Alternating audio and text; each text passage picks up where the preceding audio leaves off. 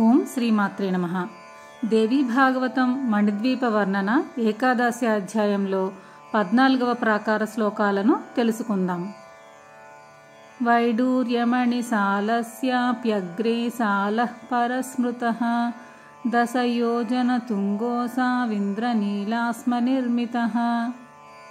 వైడూర్యమణులతో నిర్మించిన గొప్ప ప్రాకారం దాటాక ముందుకు వెళితే ఇంకొక సాల వస్తుంది, అనగా ఇంకొక కోట కూడా వస్తుంది. ఈ ప్రాకారం కూడా 10 యోజనాల ఎత్తైనది. అది ఇంద్రనీలమణులతో నిర్మించిన ప్రాకారం. ఇది 14వ ప్రాకారం అన్నమాట. తన్మధ్యభూస్తదా విద్యో మహామార్గా గృహాణి చ వాపీకూపతడాగాశ్చ సర్వే తన్మణి నిర్మితాః.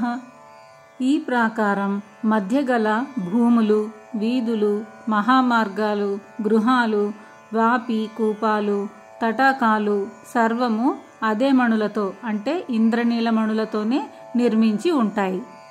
తత్ర పద్మంతు సంప్రోక్తం బహుయోజన విస్తృతం షోడసారం దీప్యమానం సుదర్శనమివాపరం. తత్ర అంటే అక్కడ ప్రాకారం దగ్గర ఒక మహాపద్మం ఉంటుంది. అది బహుయోజనాలు విస్తరించి ఉంటుంది, అనగా అనేక యోజనాలు వెడల్పుతో ఆ పద్మం అలరారుతూ ఉంటుంది. అది షోడసారం అంటే 16 రేకులు కలిగినది.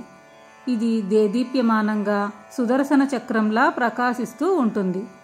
తత్ర షోడశ శక్తీనాం స్థానాని వివిధాని చ సర్వోపస్కరయుక్తాని సమృద్ధాని వసంతి. అక్కడ ఈ 16 రేకుల పైన ఆ భువనేశ్వరీ దేవి యొక్క షోడశ శక్తుల వివిధ నివాస స్థానాలు ఉన్నాయి. సర్వ సౌకర్యాలతో, సర్వ సౌందర్యాలతో, సర్వ సమృద్ధులతో వీరు నివసించి ఉంటారు. తాసాం నామాని వక్ష్యామి శృణు మే నృపసత్తమ కరాళీ వికరాళీ చ తథోమా చ సరస్వతి శ్రీ దుర్గోషా తథా లక్ష్మీ శృతిశ్చైవ స్మృతిర్ధృతిః శ్రద్ధా మేధా మతిః కాంతిరార్యా షోడశ శక్తయః. ఓ నృపసత్తమ అనగా రాజులలో శ్రేష్ఠుడా, వారి నామాలను చెబుతున్నాను విను అని వ్యాసుడు ఆ 16 శక్తుల పేర్లను జనమేజయ మహారాజుకి చెబుతాడు. కరాళి, వికరాళి, ఉమా, సరస్వతి, శ్రీ, దుర్గా, ఉషా, లక్ష్మి, శృతి, స్మృతి, ధృతి, శ్రద్ధ, మేధ, మతి, కాంతి, ఆర్య వీరంతా కూడా షోడశ శక్తులు.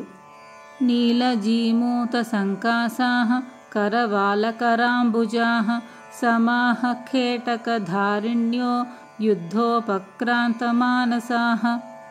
నీలజీమూత సంకాసః అంటే నీలమేఘము వంటి సమానమైన కాంతితో ఉంటారు ఈ 16 శక్తులు. కరవాల కరాంబుజ అనగా వీరి చేతులయందు కత్తులు కలిగి ఉంటారు. సమము, ఆఖేటకము వంటి ఆయుధాలు ధారణ చేసి ఉంటారు. వీరు యుద్ధప్రియులై ఉంటారు.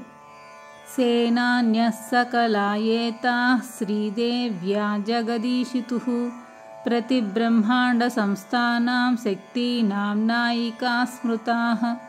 వీరందరూ జగదీశ్వరీ దేవి అయిన శ్రీదేవి యొక్క సేనా నాయకులు. ప్రతి బ్రహ్మాండ సంస్థానంలో ఉన్న శక్తులకన్నింటికీ వీరు మహానాయకులుగా చెప్పబడతారు. బ్రహ్మాండక్షోభకారిణ్యో దేవీ శక్త్యుపబృంహితాః నానారథ సమారూఢా నానాశక్తిభిరాన్వితాః. దేవీ శక్త్యుపబృంహితాః అనగా శ్రీదేవి శక్తిని ఆవహింపచేసుకోవడం అన్నమాట.